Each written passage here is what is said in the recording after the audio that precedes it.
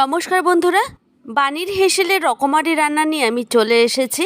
আমার চ্যানেলে আপনাদের সবাইকে স্বাগত জানাই। আজকে আমি তৈরি করে দেখাবো মোরলা মাছের টকের রেসিপি। এটা দুপুরে লাঞ্চে গরম গরম ভাতের সাথে খেতে দুর্দান্ত লাগে। অনেকেই অনেক রকমভাবে তৈরি করে থাকে, তবে আমি কিভাবে মোরলা মাছের টকের রেসিপিটা করব সেটা একবার দেখিয়ে দেব। চলুন তবে রেসিপিটা শুরু করা যাক। এই মোরলা মাছের টকের রেসিপিটা করার জন্য নিয়েছি 200 গ্রামের মতো মোরলা মাছ, আর আমি পেটগুলিকে ঠিক এইভাবে কেটে ধুয়ে ভালো করে পরিষ্কার করে নিয়েছি। প্রথমেই মাছগুলিকে আমি নুন হলুদ মাখিয়ে নেব। তার জন্য দিয়ে দিচ্ছি হাফ টিস্পুন নুন আর হাফ টিস্পুন হলুদ গুঁড়ো। এখন এভাবেই নুন আর হলুদটাকে মাছের মধ্যে ভালো করে মিশিয়ে নেব। তো আমার এখানে নুন হলুদ মাখানো হয়ে গেল। এখন এভাবেই 10 থেকে 15 মিনিটের জন্য রেখে দেবো। এইভাবে যদি 10 থেকে 15 মিনিটের মতো রেখে দেওয়া যায়, তবে মাছের মধ্যে ঠিকঠাক করে নুন আর হলুদটা ঢুকে যাবে। এবারে গ্যাসের ওপর একটা কড়াই বসিয়ে দিলাম। এখন এর মধ্যে দিয়ে দেব 4 টেবিল চামচ তেল। আমি এখানে সর্ষে তেলের রান্নাটি করব।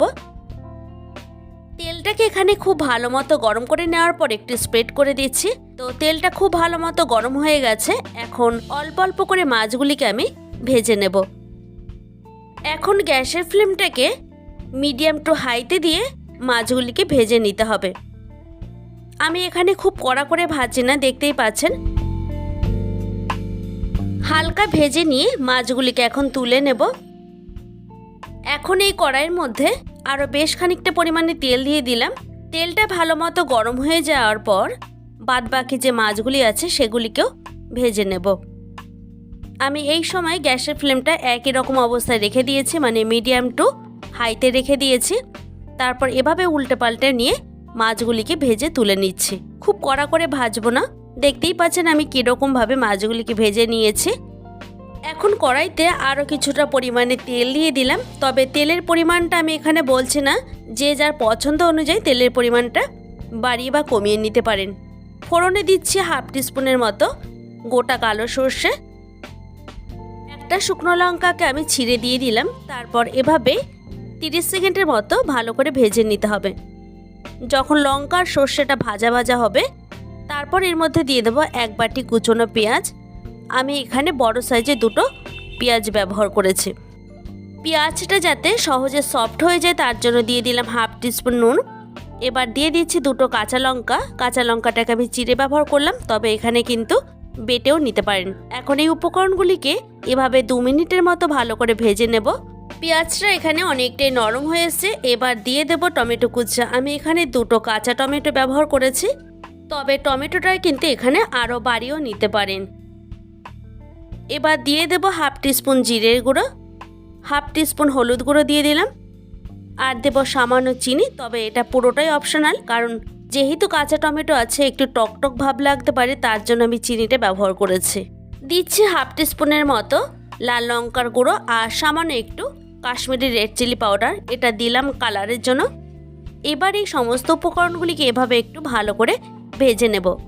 আমি এখানে লো টু মিডিয়ামে সমস্ত মশলাগুলিকে ভালো করে কষিয়ে নিচ্ছি। এভাবে কষাতে কষাতে যখন একটু সফট হয়ে আসবে, এবার এর মধ্যে দিয়ে দেবো সামান্য একটু জল। এটা দিয়ে দিলাম যাতে মশলাগুলি নিচে থেকে না লেগে যায়।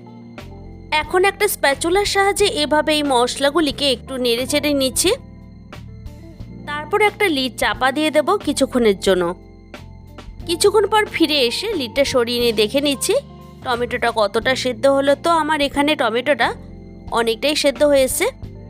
এখন এর মধ্যে দিয়ে দেব পরিমাণ মতো জল, গরম জল দিচ্ছি এখানে।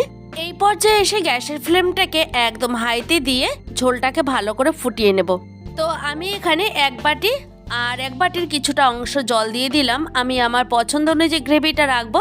যে যার পছন্দ অনুযায়ী গ্রেভির পরিমাণটা একটু বাড়িয়ে বা কমিয়ে নিতে পারেন।